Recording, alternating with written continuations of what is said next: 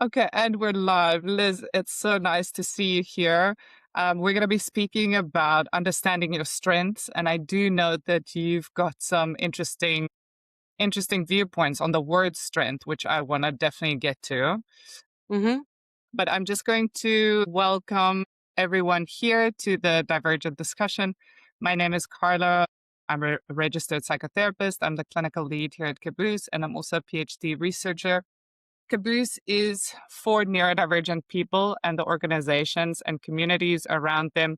Caboose is the platform that bridges the gap between lived experience and everyday reality through community built through community built by people who get it, and the practical guides designed to actually help wherever life might take you. So this is just a reminder that the Divergent discussion is being recorded and will be uploaded to our YouTube channel. We'll also have time at the end for any audience questions. So if you do have any questions, just drop them into the question chat box, and we'll see how many we can get through.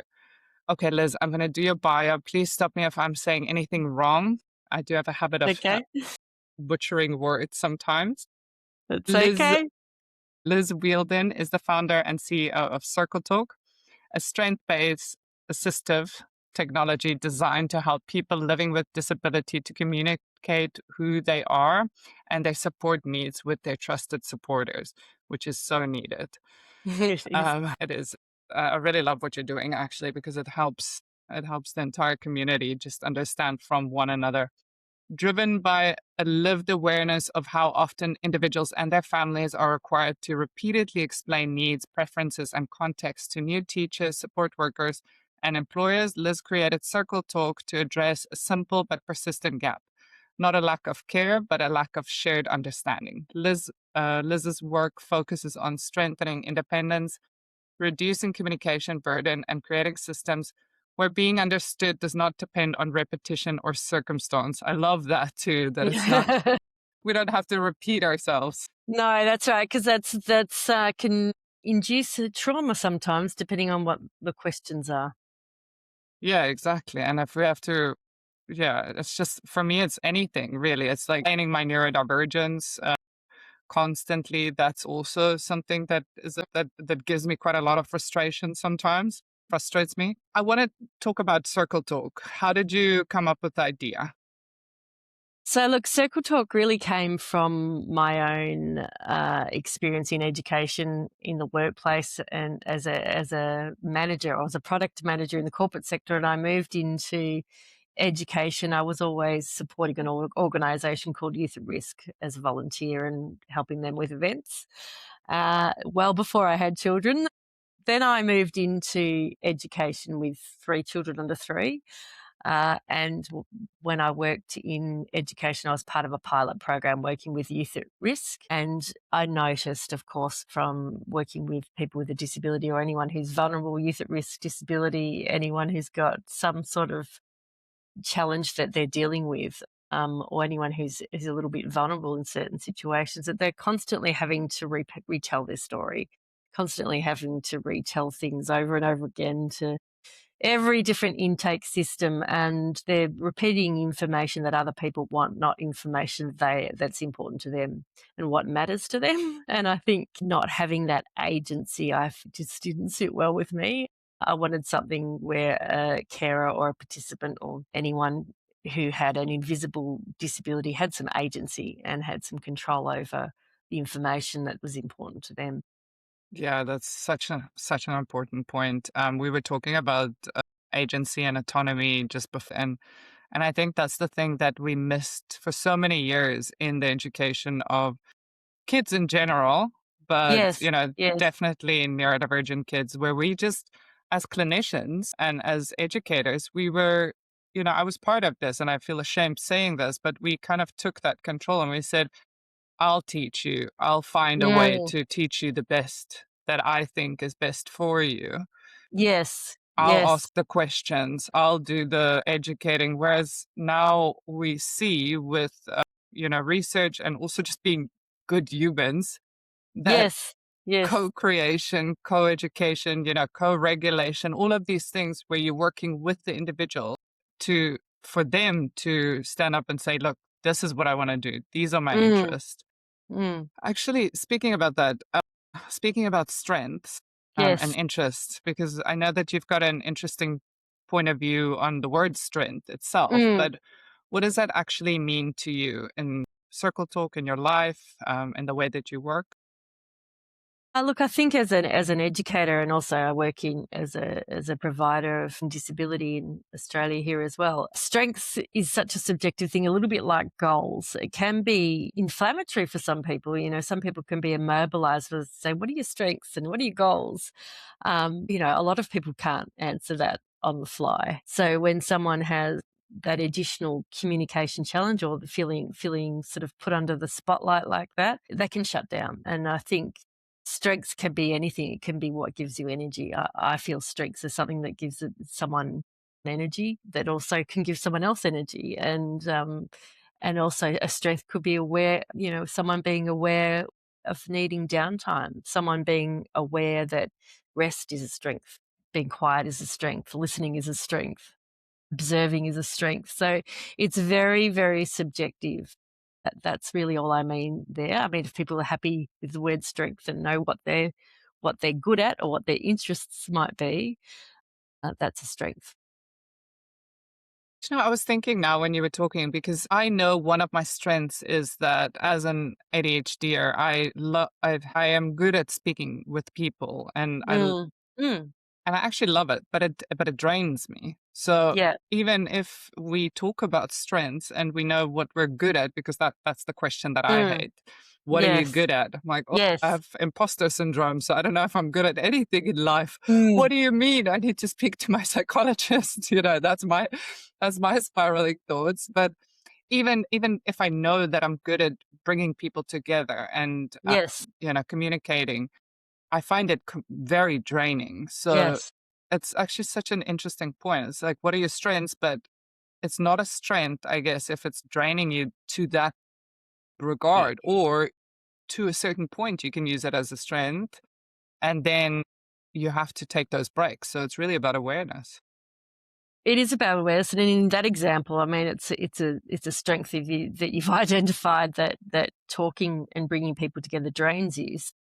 Therefore, after you've done those sorts of presentations, just to have some downtime and allow some processing time and taking a deep breath and going for a walk and the things that you need to do, then you get value out of the next conversation because you've filled your cup again. Talking about neurodivergent individuals struggling to identify their strengths, Mm, what I mean, I mentioned one thing that it could be for me personally. It's maybe mm. something like to do with my imposter syndrome. But why do you think that people, neurodivergent individuals, struggle to identify or have difficulty with identifying their own strengths? Yeah, look, that's a really good question. And my thoughts are that things are getting better, but certainly in the education system, when you've got people following a curriculum and a set of circumstances that they classroom expectations or classroom management strategies. There's so much research out there about all the negative messages young children get in the classroom. Sit still or be quiet or can you stop fiddling or can you stop this? So they're just constantly being told what to do all the time or what they're doing wrong. And I think when you've got when you've so much negative feedback as a child, rather than a teacher actually doing some forensics and notice what they're good at, and that could be by just observing and taking the time to observe. And look, I can give you one example that's just coming to mind now. I went to a school talking about respectful relationships. Was a 3-week program I was delivering along with a cyber safety program in parallel. And there was this little boy who was in grade 3 and he was given the red flag. And before I went in, they said, look, there's this one boy who's really disruptive. He will be disruptive, just letting you know. And so I thought, well, okay, he's guilty until proven innocent. Step That's one, so that's sad. unfair. Yeah. So anyway, Yeah. I sat down with this group and I just watched this little boy. I just ignored him. I didn't put the spotlight in. He was being disruptive. And then in the break, I noticed he was sketching and it was very, very good. And he quickly hid it in his bag. And I said, "Oh, that looks amazing. What are you drawing?" Now he was a brilliant little artist, and the art teacher did not know. The teacher did not know, and I, as a complete outsider, not knowing this child, just spotted just by watching him that he was doing something pretty good over there. So the next time I came in, I asked the group to sketch how they were feeling about something or to sketch a scene. So I just did this whole class approach because on the fly, because it's pulling out one thing and setting him up to succeed and setting him up to feel like he belonged. And so the job was to sketch something. So just a simple one thing, such a simple thing. And then that for the next 3 sessions, he was just a dream. And I was really sad that the art teacher didn't know about his skill, that the art teacher was following a curriculum, yet he was a brilliant pencil artist. So Yeah. that's I guess the way school was wired before. I think it's improving a lot where it's people are a lot more flexible. Yeah, it's a beautiful story. I think he's lucky that you noticed that. But I think all kids want to focus on what they're good at. I mean, you know, Absolutely. and they're going to hide the things that they like if they don't Mm, feel like they belong in the class, if they don't feel like that's somebody right. is there on in their corner.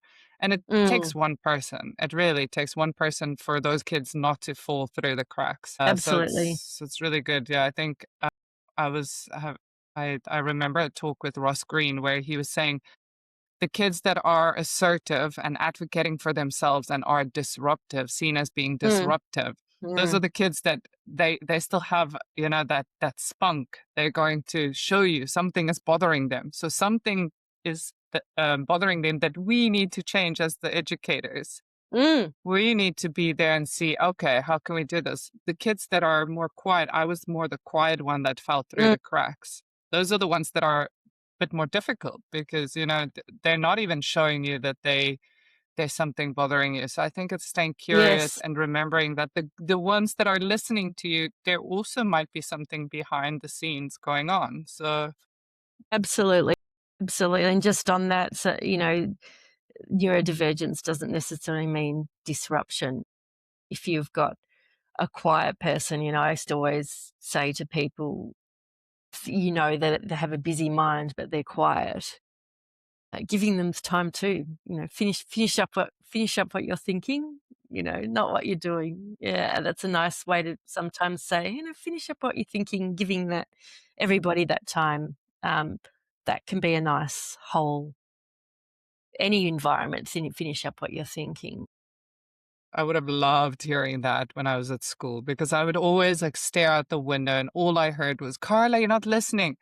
But I am actually listening. I'm just Yes, thinking about something else yes, too. Like that's how yes, my yeah, brain works, you know?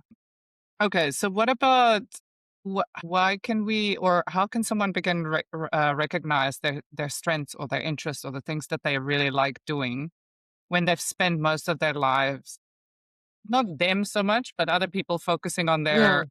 on their challenges or their needs? How can we as kids or if we're adults, how can we change that and focus on the things that we actually like?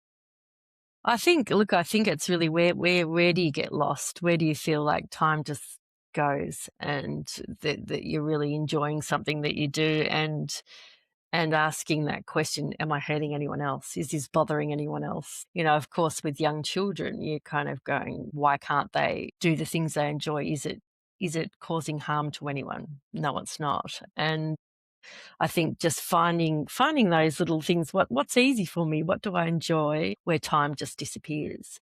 I think that's an easy first step.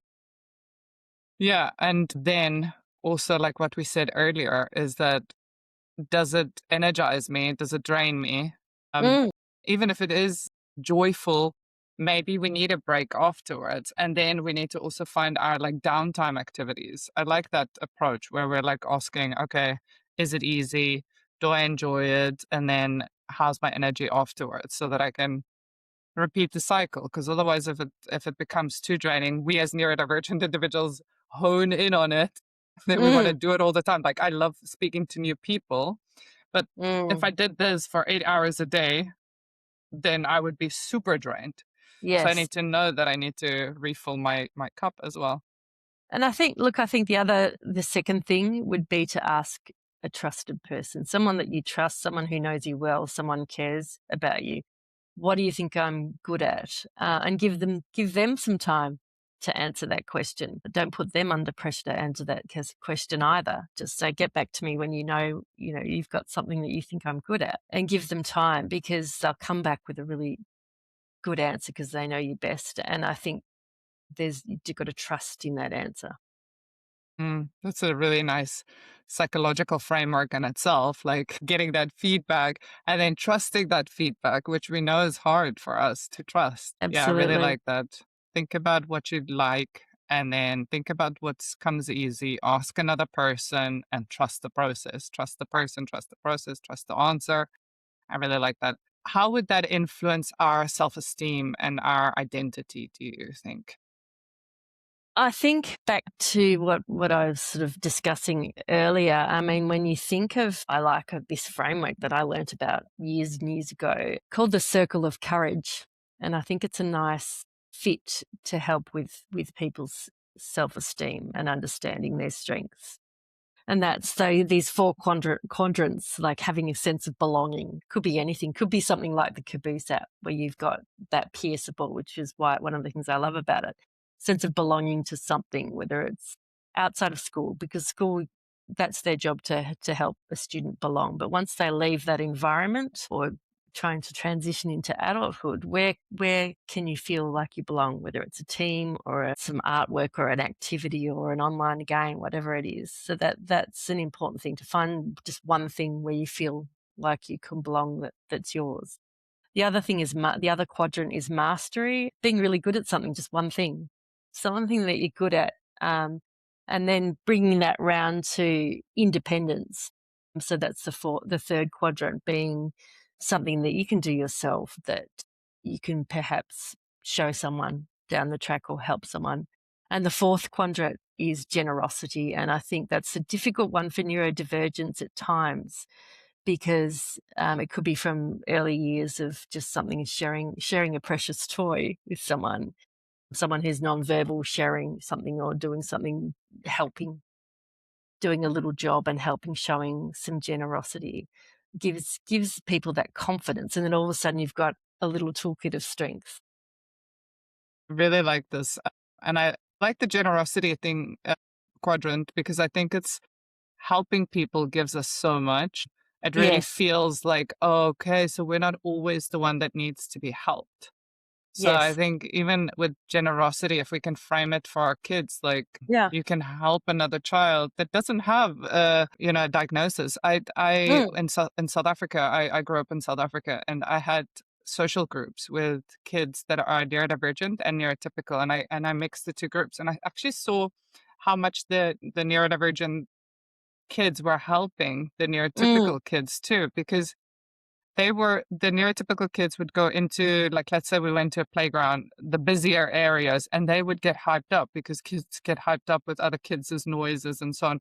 And the neurodivergent kids would go more to the quieter areas and then mm, they would follow. So I would reflect afterwards with them and I said, oh, look, it was really nice when, you know, whoever, let's just say Adam, took us to the quieter area. And that kind of reflection made it so nice for the neurotypical kids or the ones without a diagnosis that said, "Oh yeah, Adam was very smart there, taking us to the quieter area." So it's really yes. nice. I think that like learning from one another and knowing that you can be the person with the knowledge, I think it just helps so much with confidence. Absolutely, and it doesn't have to be a verbal a verbal thing. You know, a perfect example is, I know a lot of neurodivergents who have helped people in aged care, particularly in the memory impairment unit, where you've got that beautiful crossover between the learning and the unlearning, I like to call it, because you've got someone like my mother who has dementia or Alzheimer's, and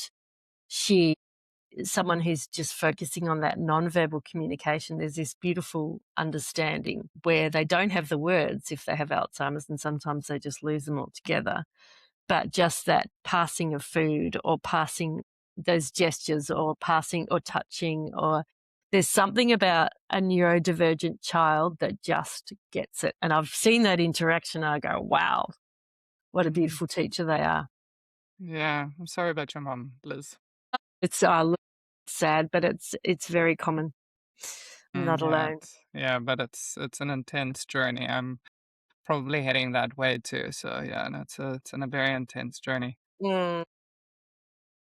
Can a strength sometimes be mistaken for a weakness when the environment isn't supportive? I know we spoke about this a little bit, and when we started speaking about me doing meeting people, but what do you think of that question? Look, it's environments, physical environment, it's emotional environment. It depends on the person they're with. There's so many variables, and the easiest thing to start with is a physical environment and making that inclusive. Really, we could talk about that as a whole separate topic. But yeah, of course, strengths can be identified of weaknesses if the physical environment is not friendly. So yeah, it's about getting that people feeling safe with a person or within an environment first. Otherwise, you're really pushing things uphill.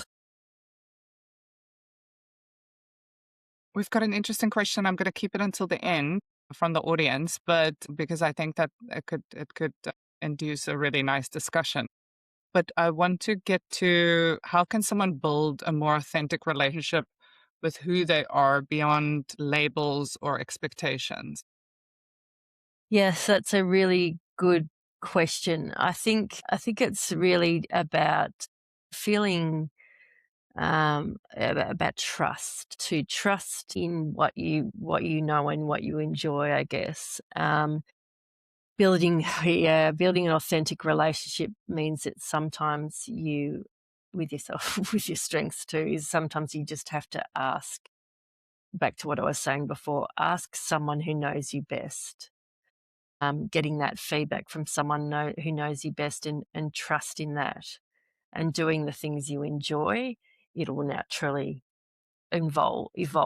Doing the things you enjoy, as long as they're not uh, upsetting anyone else, and there's Or nothing wrong upsetting with doing you, those, yeah. or upsetting you. Hurting you or is harmful to you or someone else, yeah. Yeah, it's a really good question. It takes some time, I think, and it does come around to trust, and also not expecting things to be perfect, because they're not going to be perfect. And that pressure that people put on themselves.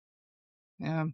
I think for me, it was definitely understanding my profile. Like Mm, I had to really dig in deep and understand why I get overwhelmed with certain people, mhm, certain words, certain environments, and then liking who I am. Because mm, in the past I would, and I sometimes get this with clients too, where they're like, I just want to be okay in these situations and I just want to get over these things faster.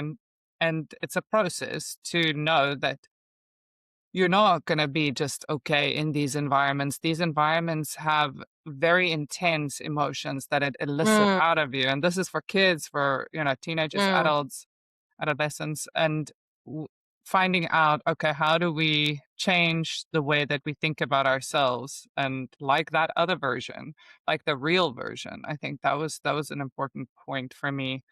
But we do hear, Yeah, sorry. I was going to say a lot of it's about language too. People can use the word obsessive or obsessed, which is really damaging when it's really, someone can be very good at something, focused. I mean, that's a really good skill that a lot of people wish they had. So I think it's flipping the narrative a little bit to make sure that people don't use those kind of judgmental language. Yeah, Yeah. And to yourself too, right? Like, and then absolutely. because we hear this, and I do want to ask about negative talk that we hear, or Mm, the mm, negative messages that we receive.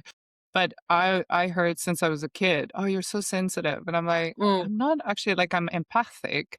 So now Yes. I know that I'm empathic, and that's why I'm a therapist. And I would say that I'm a Yes. good therapist. So in the Yes. past, I would always think, oh, I need to toughen up. I shouldn't be crying about another Mm, person's, sadness or trauma or whatever. Now I'm like, mm, that's such a good thing to have if you're a therapist, like absolutely. or just a human, I guess. Like it's good to be Yes. empathic. It's a strength.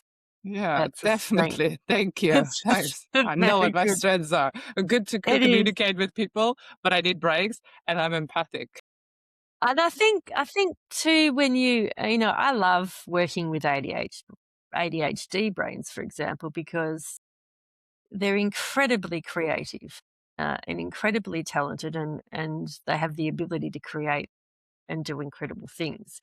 The difficulty sometimes is for those people to believe that they're because they're good at many things. And because they're good at many things, they sometimes feel like, I'm not good at anything. I'm spreading myself too thin, but they actually are. And I think that framework too is why another reason why I built the app framework was because it forces people to write down strengths, and it forces a certain language as examples for people to get into the habit of reframing that inner voice to say, okay, this is what I'm good at. These are the things I want to do. This is my dream job. These are all, this is what I want to do this week. This is what I want to do next week.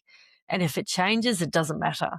If Yeah, you haven't achieved your goal, it doesn't matter because they can change. And just because you haven't achieved that doesn't mean that you failed. It means that exactly. things have changed this week. Yeah. I think because we hear so often, it's like you need to stick with your hobbies and, you Yes. need to. It's like, why do I have gone through so many hobbies and Mm, I can skydive, I can do Muay Thai, I can play tennis, I can mm, do so many different sports. I can make candles. I started mm. knitting like Yeah. little things. It's like I don't have to become a master of any of these things, but I have like a whole tray of things that I can do when I'm bored because I've touched on so many different things. I'm a hobby hopper and I absolutely love it. But we do Mm. hear negative messages. So how can people separate who they are from the negative messages they've received about themselves? Because sorry, I'm just going to caveat this with a stat is something, and I might be wrong with the numbers here, but I think ADHD individuals hear 20,000 more, 20,000, was it 20,000 more negative Yes. messges before the age of 9 Which or is 9. something. Yes, I've heard that statistic many times, and that's from a pediatrician psych in who went to Harvard. Actually, it's not actually backed by any research. He was a Harvard pediatric psychiatrist, I think, and I think he did a calculation on that and came up with that figure, which may be accurate and it may be worse. But the difference now is we have so many distractions. We have social media. We've got so many things so much information that we're processing. So for a neurotypical, that's difficult. For anyone, that's difficult. There are a lot of people that have told me they feel like they have environmental ADHD. So, and trying to navigate just systems and daily living for anyone is difficult because we're forced into this online world.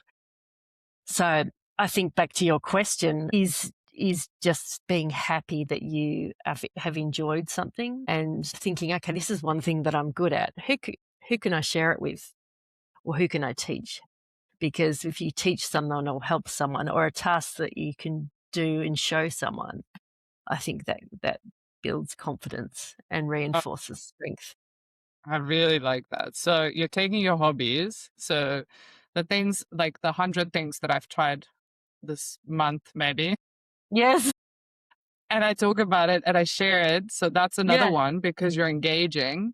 So you can use it as like Yeah. a topic starter. And then because I'm obsessed with Muay Thai. So Yeah. that's like, I think all of my clients know this because I talk about it all the time. Yeah.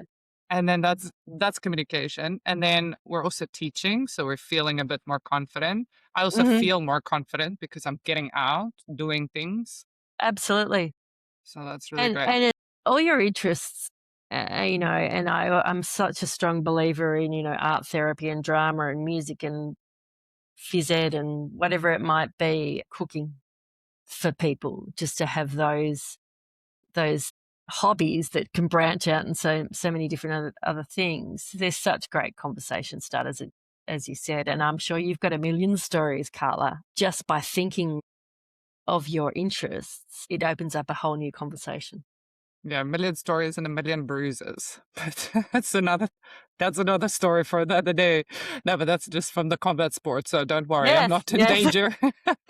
It's just okay. I wanted to ask you about parents, educators, Mhm. and employers. How can they help neurodivergent people recognize and develop their strengths? How can we be those like advocates for them and Yeah. support them in a way that works? I think back to what that one example before, just setting people up to succeed. I think as an educator, you've got to be a bit of a strengths detective.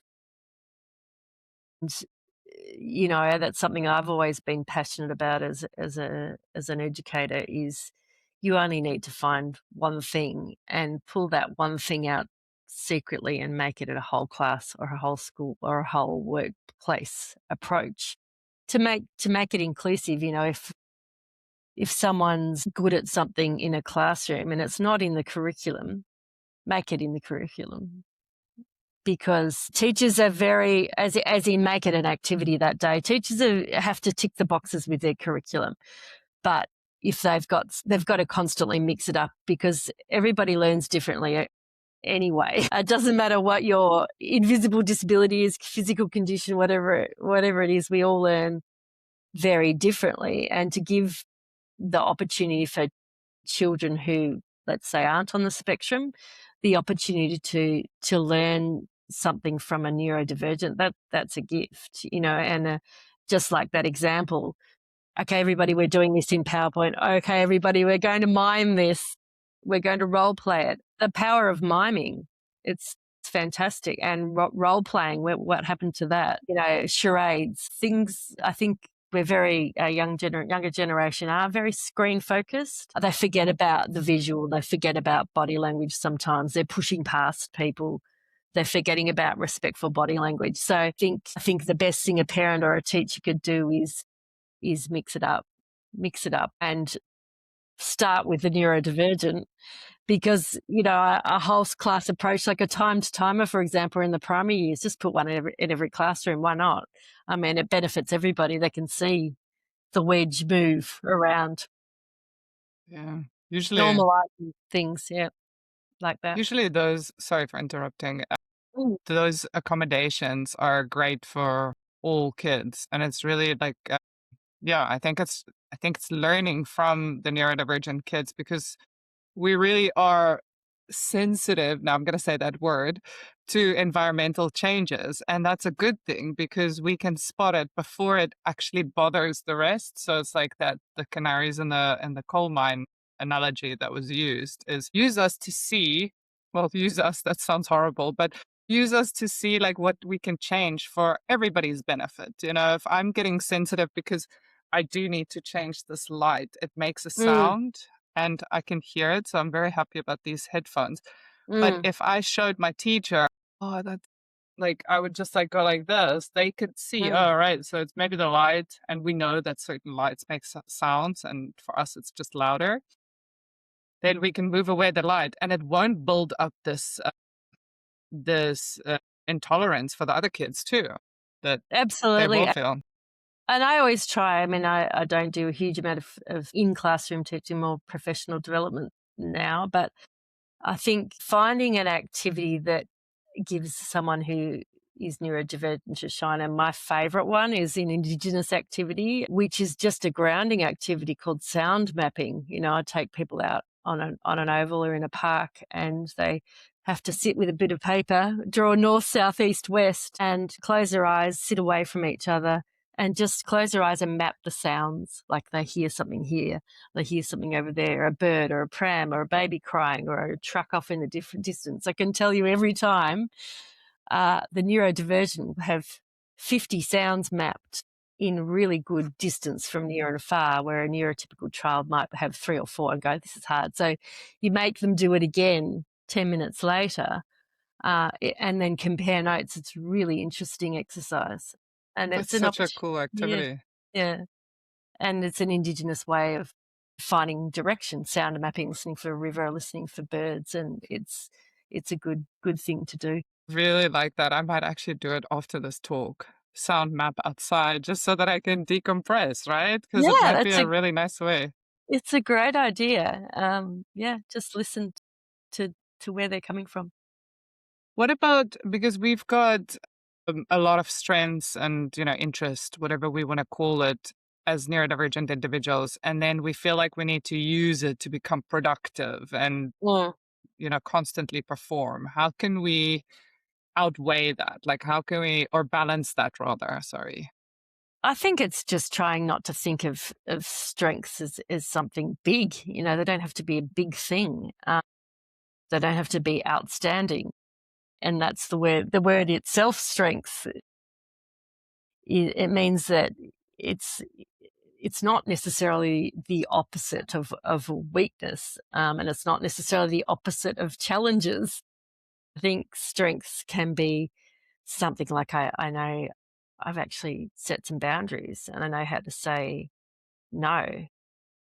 And I think people make strengths a bit competitive, and it doesn't need to be competitive. It could be something really small, and without trying to think that, that kind of stereotypical thing, or you have a gift, or you're so talented, or, um, that's confronting to tell somebody that, oh, you're so talented and you're so gifted. That's pressure. That puts pressure on someone to say, wow, they're so good at this. Then all of a sudden that's pressure. So I think it's not asking to perform if you are completely talented in an area. That's your choice to say, hey, I'm just going to have some downtime now, but we'll get back to it and get back to it another time if you want to see something. Is it helping? Are you sharing it with someone else? Is someone else learning from you? Those are the questions you can ask yourself, I guess. Yeah, I think it's so important. I hate pressure. I hate Mm, expectations because of my PDA profile. So if somebody tells me, like a friend told me this weekend, she was like, "Oh, but you always answer so quickly." And mm. I'm like, "Oh, now I have to answer so quickly all the time Yes, because it's like yes, that yeah. expectation, and if I don't answer, then anyone's like, "Are you okay?" And I'm like, "Yes, I'm just actually taking a moment." So it's also keeping some strengths, I think, and regulating it yourself or controlling it yourself, showing, okay, I can reply quickly if I want to, but I don't need to. So I know that it could be Mm, a strength to be on top of things, but I don't also need to use it all the time. So I think it's that's right. it's a it's a bit about like controlling it. What do you think about across lifetimes? Do you think that we change our strengths, and or do they evolve depending on context and stage of life? Absolutely. Of course, they change all the time, and that's perfectly acceptable. Thank you, because I was worried about myself here. I'm like, because I've had so No, many different ones. Okay. it's part of who you are, and I think interests that change over time just makes you a more interesting person, and you know an amazing person. And I think that pressure that I was saying, I guess when people ask for help, people tend to give an opinion or make a judgment, or say, oh, shower you with ideas, or you could do this, or you could do that, or I think this, or I think that. And educators fall into that trap instead of just asking an open question, how a really general open question. What sort of things, what would you like to do today? Have you thought of anything? What did you do? What did you get up to on the way? With some open questions, I need some choices though, as an Yeah, ADHDer, yeah, because if you ask yeah, me what would I do, I'd be like skydiving, yeah, jump yeah, around the world. I'll be like think about all these things. yeah. But if But if a that's teacher was, yeah, sorry. Yeah, but that's part of the conversation, Carla, because then I can help you narrow that down going into, and exactly what you're saying. Those forced choices are also helpful too. How about we do A or B? I think that's always the go-to as well. Would you like to do A or B? Then you're a bit stuck if you say neither. Yeah. That's also like, and what I think a lot of educators do is they, do you want to do this or this? And then Mm, the problem is the one is something that they really don't want to do. So they're going to mm, choose the one that they mm, kind of want to do, but it's neither of them is really an interest based. So I think it's what you were saying is like really just doing a lot of observation and seeing, okay, this kid is really good at drawing. So I'm gonna say, hey, like, how do you wanna say hi, or how do you want to explain to me your feelings? Do you want to say it? Do you want to draw it? Do you want to dance Mm. it? Do you want to whisper it? Do you want to write about it? So that we kind of bring in all of these creative ways of expressing ourselves. There was a teacher, I don't know where I saw this now. I saw this in one of the talks that I did, Yeah. where a teacher said, you can greet me in any way you want. And the kids would come in, and you could see like the more shy, the more autistic, shyer kids would just be like, hey, and that's Yeah. fine. Like you just go in, hey. And other kids would like dance it out. And the Yeah. ADHD would be like, hey, how's it? Do, like do all these things. Yes. Like, and the I think teacher I've was, seen that one. Yeah. I really see that. It's such a cool teacher. Yeah. I don't know where. I Yes. think it was in America. But yeah, it was just such a nice way for the teacher to give autonomy to the kids and Yes. say, do whatever you want. Okay. What about a strength supportive environment? What does that actually look like to you? I think we have time for a couple more questions, and then I want to get to our audience questions. I think, but we've probably covered that a little bit in that.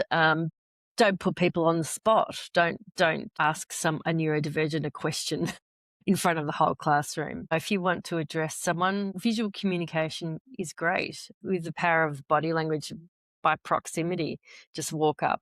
Sometimes it might be just a gentle touch on someone's to get their attention, and or what it might be for that person is different. But I think the thing that I find valuable is giving someone the opportunity to feel needed and helpful. Asking someone to help you with something. Like, I need a bit of help. Would you mind helping me? Because everybody likes to be needed, and particularly a neurodivergent likes to give and help. They just want to be helpful and feel needed, I think.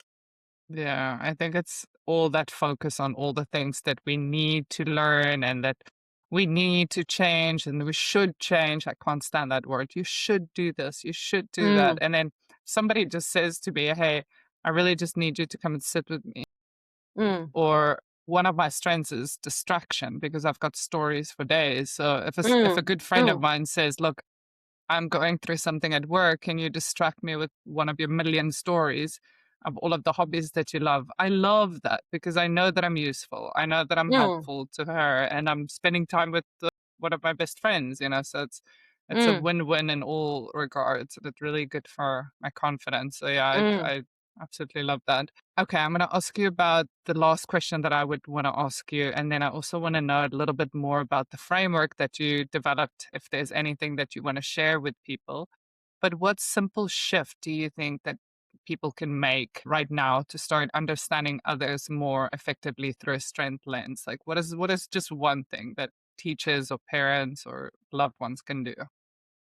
I think just simple. I need your help with something. I really need your help. Because if you're doing something together and saying, let's do this together, I need your help with this, and then quietly leave them to it.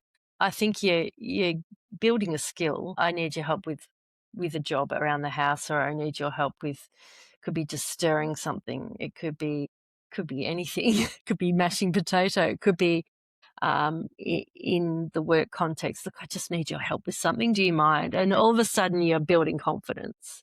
I think that simple sentence, I just need your help, because they're always, someone who's struggling in school, typical curriculum, they're the ones that are always asking for help. And so when someone asks them, well, actually, I need your help, they go, oh, okay, yeah, something easy, something simple that that they can do. Yeah, there's something to be said for those little chores. And being authentic as well, like Yeah, really absolutely.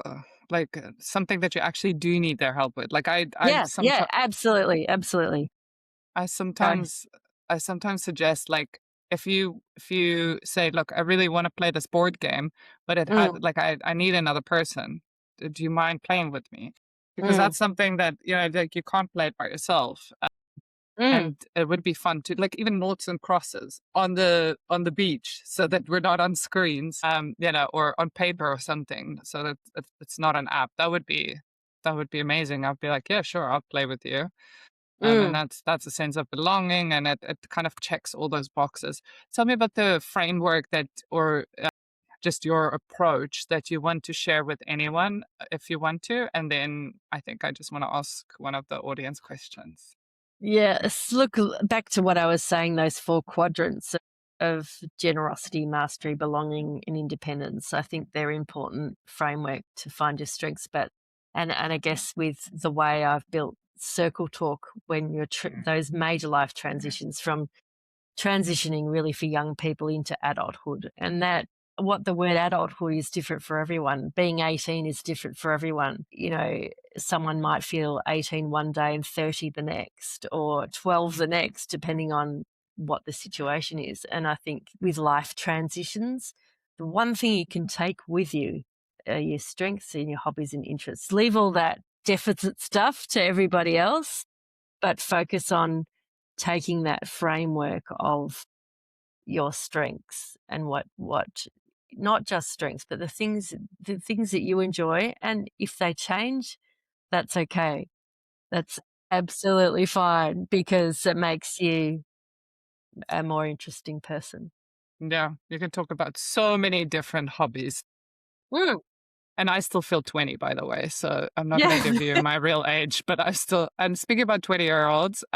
So Rita was asking, my son is 21 and he's nonverbal, but he's too generous, too non neurodivergence and neurotypical people.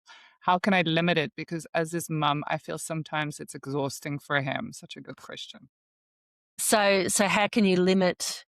I missed He's that bit. being too generous. So he's giving all of his resources to non-neurodivergent and neurodivergent individuals. So he's basically giving all of them. Yes, and that's so common, being lovely, generous, vulnerable, and I think the best way is to, I guess, create the environment where people understand him and they give it back again. And also teaching the people around, just like everybody else, they've got to give things back. I think I probably need an example of what he's doing. One thing. Let's see if Yeah. Rita can answer. I Yeah. know that It's it's probably quite a run out busy of chat. time. Yeah, yeah. But I think for me, like if I can give an example of people giving so much of their times, it would be a neurodivergent individual, like a basically people pleaser. So I was a Mm, people pleaser. I still am a mm, recovering people pleaser. Where if somebody asks me, can you help me with this? Yeah, sure. Can you do this? mm, Yeah, sure. Can you pick me up from mm, the airport? mm, Yeah, sure. And I have to really focus on saying, like Trevor Noah said, start your sentences with no. I don't do mm. that, but I say, let me check my schedule. That's like Yeah. that's I so think, there he look, is. She I was also think a saying it's a people pleaser. Yeah. people pleaser, yeah. Look, I think if he's nonverbal, it's difficult for her because she's the one, mum's the one managing that time. But I think I always say to people to use their calendar very aggressively, and that means scheduling downtime. And I know very successful people, that's what they do. They block out time in their calendar to just to do nothing, to actually really saying, do not book anything. Do not book anything in this time slot. And of course, within the app, that's a function of just saying, do not try overbook this person in that spot. This is their desired structure of the week. For variations, you really need to have a very good reason to ask for their time. I think it And would, it's yeah, it would difficult. really help. It would really help for him too, to have time in the week where it's like, okay, what do I need? So like scheduled times throughout the week of like, what do I like? What do I need? What do I want to do? So it's just, it becomes a bit more balanced. And then she was also saying because he has problems reading social cues, he gets nervous and anxious and feels like he will upset somebody, which is very true. I think it's so hard for us to not want to people to dislike us that will in the moment we'll just say, yeah, sure, yes, I'll do it. Do you want to come to my party? Yes, I'll do it. And Mm, afterwards, we're even just like, wait a minute. I think I would say, because it's a very relatable thing for me, is I mm, would say if there is a way for him, if he is using an ASC device, then maybe he can just say, I'll get back to you, or give me, like a gesture or something, just to kind of give him some time to breathe and think about it and check his energy levels and check where he's at, check if he's got the time. I always ask, do I have to do it? Do I want to do it? I just gave you a thumbs up. Sorry. Think Do I I need to think do it? I think to back into making sure, when you think of all that social interaction, I mean, the theory is that with an hour of social interaction, you need an hour's downtime. I know Tony Atwood was a very strong believer in that with some of his early training, where if you've got an hour of socialization, education, socialization, family time is socialization. Anyone where you've got lots of people in the room, that's going to drain energy. So to schedule in something that's helping them replenish their energy. And I think scheduling in that downtime so that he's not having his energy sapped so much. Yeah, I think it's definitely important to have that time where you're like, okay, it's not about anyone else but myself. I think And that's important for all of us. it's not being selfish, it's being mindful of what your energy's doing. And that's the same for everyone. Yeah, and we were just talking here in the chat about Tony Atwood's book, or Tony Atwood's research about, like focusing on downtime and focusing Mm, on, the things that you were talking about as well. And then another person to look at is Sue Larkey. She's a yes. great educator as well. And then I was speaking earlier about Ross Green, The Explosive Child. Those kind of books really Mm. do help parents out there to just look at their kids and look at what their language or what their behavior is actually trying to say. I think that's about, And yeah, sorry. it's all that nonverbal communication, exactly that. And hand gestures, things like that are so useful. Yeah, it does. It gives us so much. I want to thank you so much for your time, Liz. This has been absolutely amazing. And also just the discussion and the chat. I've been busy trying to keep up with the chat too. So it's really exciting that everybody seems like they're having a good time here, because it seems like we've got so many questions for you and engagement.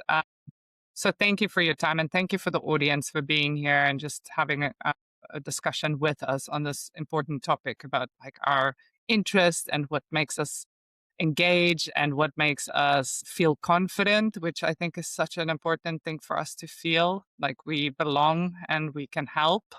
That I really liked. Yeah, everybody's saying thank you. This is just a reminder to our audience that we have a range of divergent discussions coming up. You can find all of the details in the Caboose app. So please do download the app and check us out there. I also have Hangouts there. Other people have Hangouts there too that are completely free. We've also got Neuro Nuggets.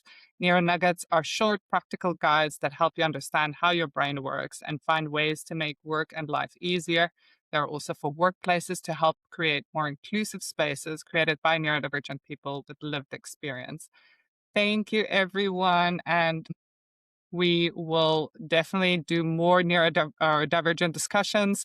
There were some questions here of, can we do one on consent and on intimate consent, which we'll try and add that to the list. And yes, so there are people that are in their 60s being diagnosed. Welcome to the neurodivergent community. I'm so happy to have you here. And Liz, thank you so much for your time. Thanks, Thank you everyone. so much for having me. It was very nice to talk to you. Thank you. Keep doing Bye. what you do. We love Caboose. They're Uh, fantastic. That's awesome. Caboose is great. Thanks so much. Thanks. Bye. Bye.